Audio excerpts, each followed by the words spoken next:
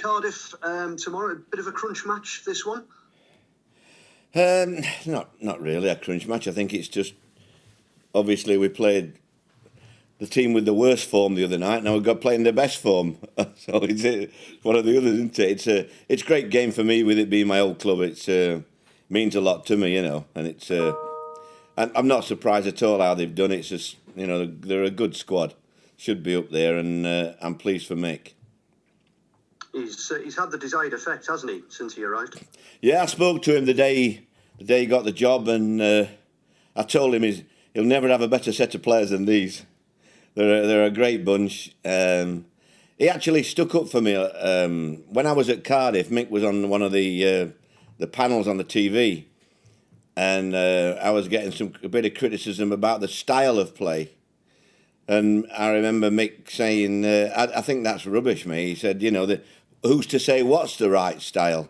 There's no laws or legislation, and Cardiff are getting the right results. And so I don't know what all this, this hassle is. And I thought it's appropriate now that he's got the group that I've got. And they're not everybody's cup of tea, but they're winning every game. And it's great. I'm really pleased for him, especially how he got, not stitched up, but how he left Ipswich. I felt that, but it's always, the grass is always greener at Ipswich, and they haven't really pulled any trees over since he left, and neither have the Republic. So it's, I'm pleased Mick's there. He's got I told him he got a great chairman, and he'll love the players, a good group of players. Yeah, and when you talk about that players, he's obviously got in Kiefer Moore, a striker who's in form, and I suppose he's showing why you liked him so much. Yeah, I mean, obviously, I knew, with the Welsh connections, that he'd always go there, really. I think he used us a bit to get a bit more money out of him. You can't blame him for that, can you? You can't blame him for that. But yeah, he's a handful, and I wish we'd got him. But it's one of those things that we have to try and legislate now for, keeping him quiet. You mentioned, obviously, on Tuesday you were playing a team who couldn't win, and we know what happened. And tomorrow it's a team who at the moment don't know how to lose or even draw. Well, the typical Borough thing to do would be to win tomorrow, wouldn't it? That's how it often goes. I think the league is one of those that anybody can beat everybody else. I don't think there's many teams, if I'm honest, could beat Cardiff at the moment, the way that they're playing. I think they had 26% possession the other night against Bournemouth. So, all these people that want this style of play and everything, for me, winning the game of football and getting up the table like Mick's done is the right way to go about it. And if it means, we know we're going to have to cope with 10 long throws, 10 corner kicks, 10 free kicks all coming in, so we're going to have to cope with that. If we can't cope with it, we'll just be another notch on their gun, really. How do you pick the players up after a night like the other night? I mean, because you're angry. You use the word embarrassed. How quickly can you get all of that out of your system and their system? Well, once again, it was only a 20-minute period that killed us, and how often have you seen? Have I seen Paddy McNair make bad decisions and Dale Fry make bad decisions and Dick Steele all in the same game? It's it's not very often that happens. And apart from the 20 minutes, I think the last couple of games we've played really well. So, yeah, you soon get you're disappointed, but you can't do anything about that now. You just have to get on and, have to work out how we can try and get a result, because we haven't got a long throw merchant. We haven't got the size of Morrison and Flinty. So it's difficult for us. We're going to have to cope with all what they throw at us, and all within the rules of the game. So it's one of those challenges, really, for me. And you'll presumably be doing it without Ashley Fletcher. What's the news on him? I don't really know. I don't think we know the amount, but yes, he'll not play, no. There'll be, I would imagine he'll be 2 or 3 weeks again. And Marcus Tavernier, he's been, obviously, somebody I think you would probably say you've missed over the last few weeks. Yeah, him and Yannick are both training. But we've got Tuesday next week away at Coventry, and then Swansea away.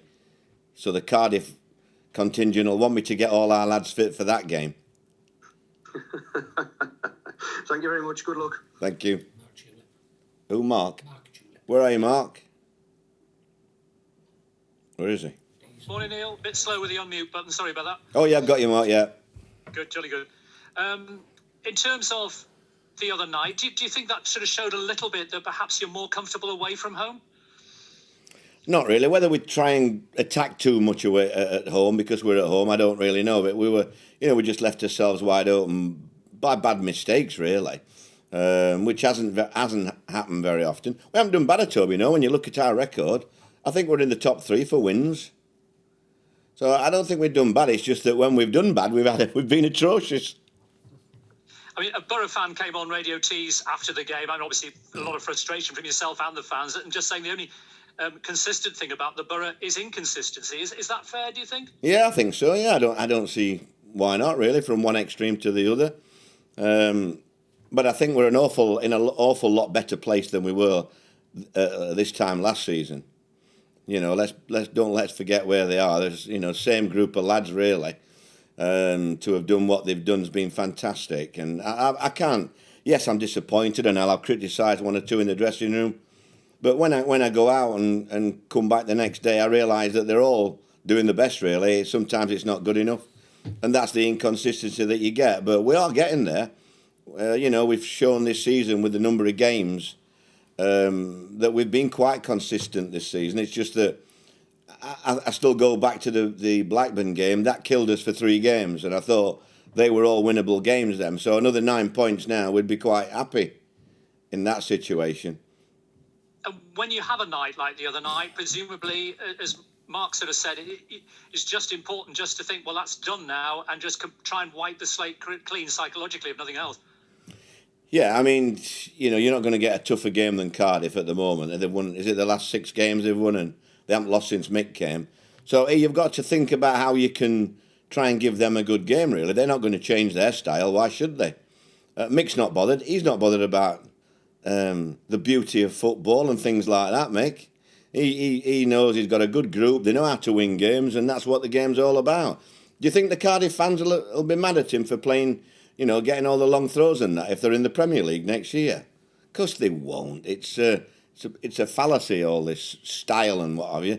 I saw all the style the other night for Bournemouth, and it was all in their own half. Not many miles between Sheffield and Barnsley. Is there a bit of a South Yorkshire grip between the two of you as managers, do you think? Well, Mick was my apprentice as a player when I played at Barnsley. He cleaned my boots. Did Mick. Not very well either, should I say. But we've always stayed in touch, and I've got so much time for him. And it's just what the club needed. I think, I know certain groups of the fans want style football and want to play the wonderful way, but the squad of lads they've got, they play to the strengths, and that's what management's all about, getting the best out of your players. And I think he's done a wonderful job, and I'm pleased for Mehmet as well, because he's got a relationship there, and it's nice when everything's going like that. And good luck to Mick. Finally, from me, Neil. I mean, are you to an extent being victims of your own success after what happened at the end of last season with that sort of great escape, if you like, and then this season perhaps you might be overachieving and that expectations perhaps a little bit too high of what you can achieve every single week? Yeah, I think the over expectations, they go from week to week, don't they? Really, the glad. 1 week we think we could get in the playoffs. The next week we're glad we're not in the near the bottom 3. It's that's football. We're nowhere near. We haven't got the squad like Cardiff have got. We haven't got a target man like Kiefer and we, the talkers that they've got at the back. It's a solid team. They've been together a few years, really. I think 7 of those lads that played the other night were my lads. So I know what they're like. They are a really good group, and they'll be loving Mick. That's all they want. Like Murphy, an arm round you and somebody telling you how good you are. It's not rocket science management. Good luck, Nick. Neil. Good luck, Neil. Rather. Thanks a lot. Thank Cheers. you, Chris. Hi Neil, how are you doing? Where's Chris? Got you, Chris. Yeah, I am. Sorry. That's all right, no bother. It must be a nightmare looking at all them little boxes on that screen. Neil, 2 questions really. When Mick got the Cardiff job, did you ring him and speak to him about it? Yeah, the same day. We had a good chat, and I told him he'll never be luckier than having a squad that he's got, because they're such a good group. They are a good group. Yeah, there's one or two players who are probably upset, or, would like to, show me what they can do. But overall, I took most of them there, really.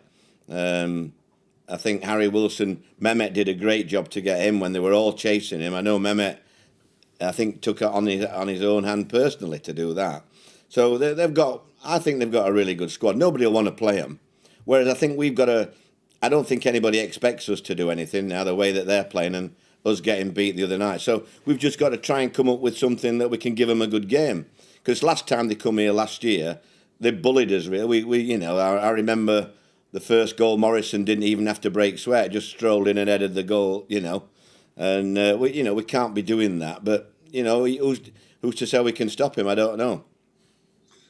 This next question, with the greatest of respect, obviously a lot is made of the young, trendy managers. But are you and Mick examples of how actually, a bit of experience and older head is not a bad thing?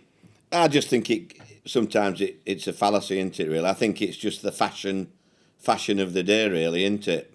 They all strive for, we need young blood in here, we need to change this, we need to change that style, we need to do this.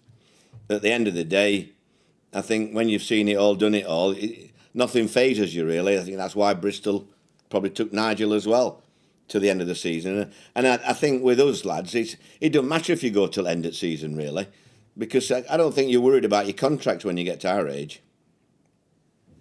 No. And just on that, has there been any further discussions about next season with you and Middlesbrough? No, I'm having a chat with Stephen next week. We've always planned to meet up next week for a chat. But that's about everything in general. So I'm sure we'll talk about things then.